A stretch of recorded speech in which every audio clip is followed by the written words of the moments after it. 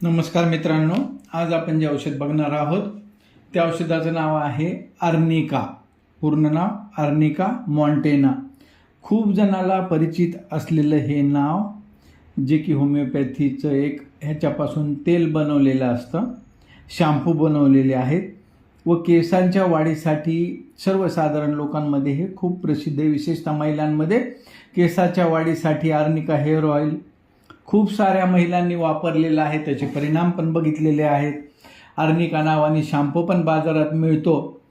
पण हे आर्निका एवढंच नाही काम करत. हे एक वनस्पतीपासून बनवलेलं व्हेजिटेबल किंगडमचं औषध जेव्हा होमिओपॅथी पद्धतीनं औषध म्हणून द्यायचं असतं, तर हे एक खूप परिणामकारक औषध आहे. हे फार कमी लोकांना माहिती आहे. तर चला बघूया औषधाचा आपल्यावर काय परिणाम होतो. या औषधाची सर्वसाधारण लक्षणे अशी आहेत. या औषधाचा परिणाम रक्तवाहिन्या, मज्जातंतू, स्नायू व पचनेंद्रिय यावर होतो. विकार अत्यंत वेदनायुक्त, म्हणजे खूप वेदना असतात आणि महत्त्वाचं दोन्ही बाजूला सारख्याच तऱ्हेचे व हळूहळू उद्भवणारे विकार. आपण बघितलं काही औषधं उजव्या बाजूला काम करतात, काही औषधं डाव्या बाजूला काम करतात. पण आर्निका हे शरीराच्या दोन्ही उजव्या आणि डाव्या दोन्ही बाजूवर काम करतं. आणि वेदना ह्या मार लागल्याप्रमाणे वेदना असतात, हुळहुळेपणा असतो, सर्व अंगामध्ये अशा प्रकारच्या वेदना असतात.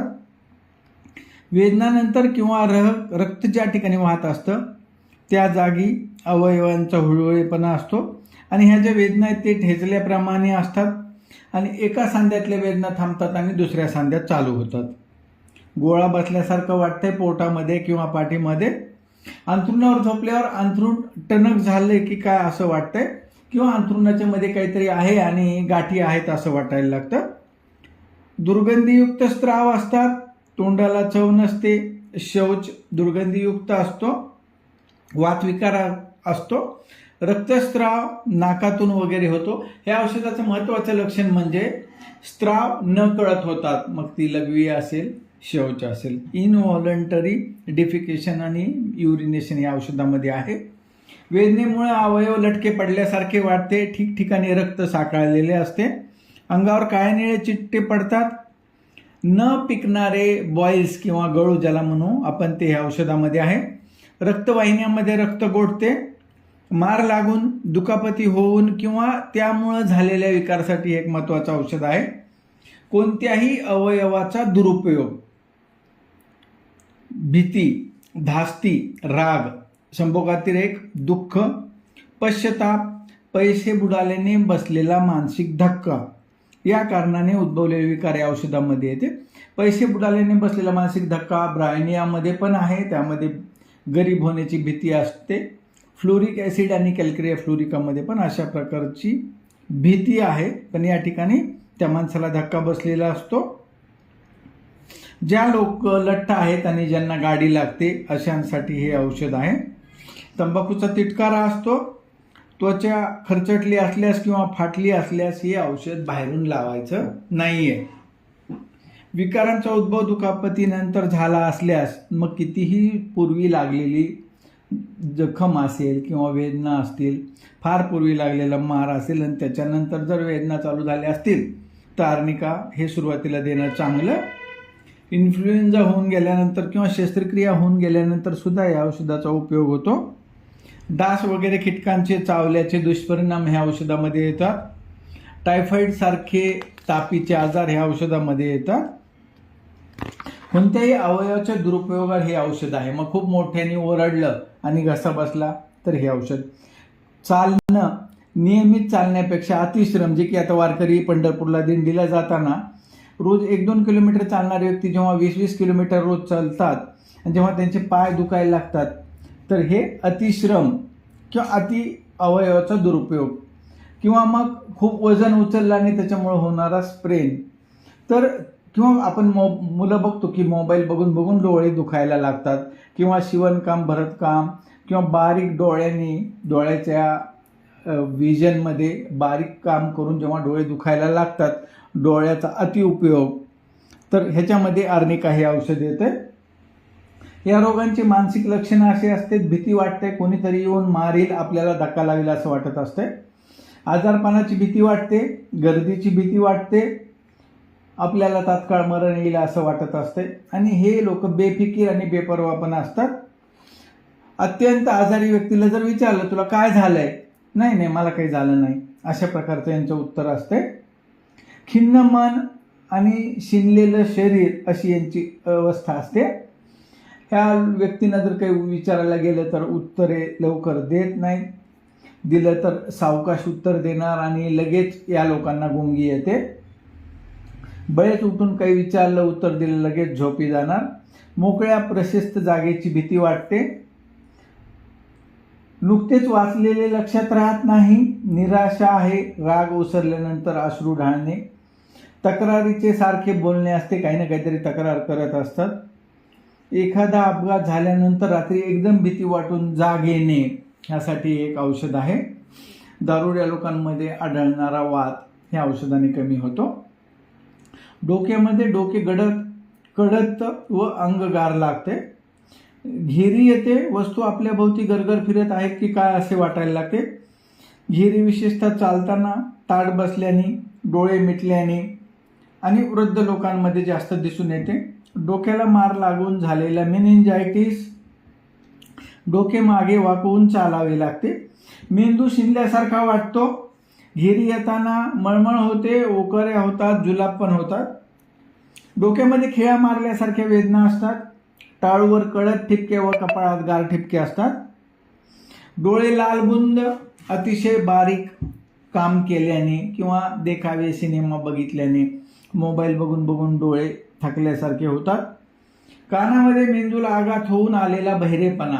एखाद्या वेळेस डोक्याला मार लागला आणि त्यानंतर जर ऐकू येत नसेल तर त्याच्यासाठी हे औषध आहे.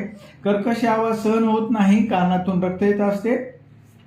नाकामध्ये डांग्या, खोकल्यामध्ये, टायफॉइड सारख्या तापात, नाक शिंकरताना, चेहरा धुताना नाकातून रक्त येते. नाकातून येणारे रक्त काळसर असते. रक्त येताना गुदगुल्या झाल्यासारखे वाटते. फार ओझे उचलल्याने शिंका येतात. नाक स्पर्शाला गार लागते. चेहरा लाल व फुगीर दिसतो. शूनबहिरीपणा किंवा तापात किंवा खात असताना होठे कापतात. गालाच्या हाडाच्या पोकळीत पू होतो. मुरुम किंवा यवनपेटिका ह्या खूप दुःखदायी किंवा पेनफुल असतात. तोंडाला घाण वास येतो. तोंडात कडू चव असते. विशेष ताप येऊन गेल्यानंतर जिभेच्या मध्यभागी उभा तांबडा पट्टा दिसतो. जीभ काळी कोरडी असते. टायफॉइड सारख्या विकारात विशेषतः. कुजलेल्या अंड्यासारखी चव तोंडाला येत असते. घसा लाल बुंद व फुगीर असतो. पेय गिळताना आवाज होतो. नाकाच्या मागील भागातून घशात थेंब पडतात. पोस्ट नेझल ड्रिप ज्याला आपण म्हणतो की पोस्ट नेझल ड्रिप या औषधामध्ये आहे. नाकाच्या मागील भागातून घशात थेंब पडतात. पोटामध्ये यकृताची आतड्याची सूज असते. अपेंडिसायटिस, पोट फुगते. जुलाब होताना सुद्धा कणावे लागते. शौचास दुर्गंधी, काळे रक्तमिश्रित पोळलेले आम मिश्रित शौच असते. वारंवार जावेसे वाटते. मुरडा लागतो. आव असते. लहान मुलांची कॉलरेसारखी हगवण, विशेषतः टीबी झालेल्या लोकांमध्ये. डाव्या कुशीवर निजल्याने जास्त वाढते पोटाचे आजार. शौचास नकळत होते. झोपेत शौच होणे किंवा ताप आलेली असताना नकळत शौच होणे हे औषधामध्ये आहे. गुदद्वार बाहेर येते. सर्व शरीर धुतल्याने बरे वाटते. आव झाली असताना लगवीला खूप वेळ लागतो व कष्ट पडतात. शौचानंतर लगेच झोपून जावं असं या लोकांना वाटतं. जठर किंवा स्टमक ज्याला म्हणू, कुजलेल्या अंड्याप्रमाणे दुर्गंधीयुक्त ढेकरा येतात. दुधाचा आणि मांसांचा या लोकांना तिटकारा असतो. उलटी किंवा ओकारी शाईप्रमाणे काळे किंवा गोठलेले रक्त पडते. म्हणजे गॅस्ट्रिक अल्सरसाठी हे एक महत्त्वाचं औषध आहे. जठर कण्यावरून जात आहे किंवा त्यावर काहीतरी घासत आहे असं वाटतंय. पोटाच्या खळीत पिळवटल्याप्रमाणे कळा येऊन त्या खाली आतड्यात पसरतात. दुर्गंधीयुक्त शौच असतो. दिवस दिवस भूक लागत नाही, पण महत्त्वाचं मध्यरात्री या लोकांना भूक लागते. जठराच्या मागील बाजूस गोळा आहे की काय असे वाटायला लागते. मूत्रेंद्रियामध्ये मूत्राघात असतो. अतिश्रमामुळे, आघातामुळे असेल. मूत्रपिंडात चाकू खुपसल्याप्रमाणे वेदना होतात. लघवीतून रक्त जाते. लघवीचे आम्लत्व वाढते. बाळणपणानंतर लघवीला नकळत थेंब थेंब होते किंवा मूत्र तुंबते, अशा वेळेस हे औषध आहे. लघवीला बसल्यानंतर काही वेळाने लघवी सुरू होते. पुरुष जनेंद्रियामध्ये नपुंसकत्व असते, संभोगाच्या अतिरेकाने किंवा आघातामुळे आलेले नपुंसकत्व. स्त्री जनेंद्रियामध्ये पाळी लवकर येते, विटाळ कडत्व फार जातो, घातामुळे विटाळ जावयास लागतो. संभोगानंतर रक्त येते, आघातामुळे गर्भाशय सरकणे, रजपिंडात म्हणजे ओहरीमध्ये ताणल्याप्रमाणे वेदना होतात, त्यामुळे हे लोक ताट चालू शकत नाहीत. गरोदरपणी सर्वांग हुळहुळे होते म्हणजे सोअरनेस असतो. ओटीपोटी व उदर जास्त होते. बाळातील गर्भाची हालचाल या लोकांना सहन होत नाही. पोट दुखते, रात्रभर झोप येत नाही, गर्भ आडवा झालाय की काय असे वाटते. अपघात किंवा अपघातामुळे जर गर्भपात होण्याची भीती निर्माण झाली असेल तर नक्कीच हे औषध काम करते. कष्टदायक बाळंतपण, वायुगोळा असतो, मूल अंगावर पिताना जास्त होतंय. दुखापतीमुळे उत्पन्न झालेली स्तनाची करटे किंवा गळवे, स्तनाग्रे हुळहुळी, बाळंतपणी येणारा तापीसाठी एक महत्त्वाचं औषध आहे. श्वसनेंद्रियामध्ये घसा बसतो, अतिश्रमाने सर्दी झाल्यामुळे किंवा भिजल्यामुळे घसा बसतो. खोकला रात्री झोपेत येतो पण जाग येत नाही. खूप महत्त्वाचं आहे की झोपेत पेशंट खोकलत असतो. हृदयाच्या विकारामुळे खोकला येतो, डांग्या खोकला, मूल अगोदर रडावयास लागते, डोळे लाल होतात, नाकातून रक्त येते, कफात रक्ताचे ठिपके दिसतात, जांभाई आल्याने, रडल्याने किंवा राग आल्यामुळे खोकला जास्त होतो. अधूनमधून उगाचच येणारी खोकल्याची डास, खोकताना छाती टोचते, श्वासोश्वास धापा टाकल्याप्रमाणे जलद होतात, उभे असताना बरगड्याखाली टोचते, श्वास घेवत नाही, दाबल्याने बरे वाटते, खोकताना कित्येक वेळा चेहऱ्यावर पुटकुळ्या येतात व त्या दुखतात, छातीचा खालचा भाग जड वाटतो, श्वासोश्वास मोठ्या कष्टाने होतो, थुंकीतून रक्त पडते, छातीची हाडे श्वास घेताना खोकताना हालचालीने दुखतात. म्हणजे TBसाठी सुद्धा एक महत्त्वाचं औषध आहे. आणि विशेषतः जर मुकामार लागलेला असेल छातीला आणि त्याच्यानंतर जर हा आजार झाला असेल तर नक्कीच आर्निका उपयोगी येते. हृदयामध्ये एकाएकी पिळवटल्याप्रमाणे वेदना होतात, त्यावेळी डाव्या कोपऱ्याच्या सांध्यात दुखत असते, डावा खांदा दुखत असतो, जे की अंजायना पेक्टोरिसमध्ये आपल्याला दिसतंय. हृदयाच्या ठोक्यामुळे सर्वांग हादरते, हृदयाचे स्नायू अशक्त होतात, हृदयरोग, अंजायना फार जोराने धावल्यामुळे हृदयाला पडलेला ताण, हृदयविकारामुळे आलेली जलयुक्त सूज, ज्याला आपण पेरिकार्डियल इफ्युजन असे म्हणतो. तात्काळ मरण येईल की काय अशा प्रकारची धडकी भरते, विशेषतः रात्रीच्या वेळी अशा प्रकारचा त्रास होतो. मानेचे स्नायू अशक्त झाल्यामुळे डोके मागे पडते, पाठ हुळहुळी होते, मानेचे मणके दाबल्याने जास्त दुखतात, हातपाय दुखतात, लोंबकळत जर ठेवले हातपाय तर बरे वाटते, अर्धांग वायू, हातात वस्तू धरताना काही शक्ती हातात नाही असं वाटतं, हातपाय मार लागल्याप्रमाणे दुखतात, लिहिताना बोटांना पेटके येतात, ओटीपोटीतील वेदनेमुळे ताट चालता येत नाही, झोपेमध्ये गुंगी जास्त असते, उत्तरे देता देता मध्ये झोप लागते, त्रासदायक भयंकर मरणाची किंवा मेलेल्या माणसांची स्वप्ने ह्या लोकांना पडतात. अशा प्रकारची स्वप्ने लॅकेसिस या औषधामध्ये पण दिसून येतात. रात्र भयप्रद वाटते, एकदम भीतीमुळे जाग येते आणि त्याच्यानंतर झोप येत नाही, अतिशय थकल्यामुळे अस्वस्थता वाटते व निद्रानाश होतो. तापीमध्ये इन्फ्लुएन्झा आणि टायफॉइड व विषम ज्वर ह्याच्यासाठी एक प्रमुख औषध आहे. थंडी वाजताना चेहरा व डोके तापते, ताप शिडीप्रमाणे दिवसांदिवस वर चढत जातो किंवा ताप वाढत जातो, अतिशय घाम येतो, थंडी वाजताना तहान लागते, ज्या बाजूला निजलेलं असते शरीराची ती बाजू गार होते, डोके कडक आणि अंग गार असते, अंगावरलं पांघरून काढावं असं वाटत नाही, त्वचाला थोड्याशा दुखापतीमुळे त्वचा काळी निळी होते, काळे निळे पिवळट हिरवट ठिपके त्वचेवर पडतात, दोन्ही बाजू सारख्याच ठिकाणी त्वचा रोगाची उगवण असते, लहानपण ठणकणारे छोटे छोटे गळवे किंवा बेड आपण ज्याला म्हणू अशा प्रकारे त्वचेवर दिसून येतात, त्वचेखाली रक्त साकाळते, पाठीला क्षते पडतात, बेड सोर्स ज्याला आपण म्हणतो, कॉन्स्टंट झोपून राहणाऱ्या वृद्ध लोकांना जे बेड सोर्स होतात त्याच्यासाठी एक प्रमुख औषध आहे.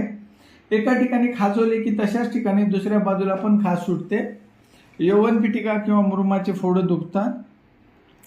या रुग्णाचे लक्षणं दुखापती मार लागल्याने होणारे आजार, लचकणे, मुरगळणे, अपघात किंवा शरीराला होणारा आघात, अतिश्रम, बाळपणातील ज्वर, स्पर्शाने धक्का लागल्याने आजार वाढतो, धास्तीमुळे पण आजार वाढतो, झोपेनंतर हालचालीने आजार वाढतो, वृद्ध लोकांसाठी विशेष औषध आहे, डाव्या कुशीवर निजल्याने त्रास वाढतात, दमट थंड हवा आणि कोळसा जाळल्यानंतर येणारा वायू ह्यांनी सुद्धा हा आजार वाढतो. ह्या लोकांना सपाट हातपाय ताणून निजल्याने किंवा शेक घेतल्याने बरे वाटते, गरम अन्न गरम पेय पिल्याने ह्या लोकांना बरे वाटते. तर आज आपण जे केसासाठी लावणारं तेल आहे त्याच्यापासून किंवा तेलापासून नाही तर त्या आर्निका नावाच्या वनस्पतीपासून बनवलेलं हे व्हेजिटेबल किंगडमचं औषध बघितलं. खूप उपयोगी आणि नेहमी लागणारं औषध आहे हे. तर आज आपण बघितलं आर्निका. यानंतर कुठलं औषध बघायचं प्लीज कॉमेंट करून सांगा. धन्यवाद.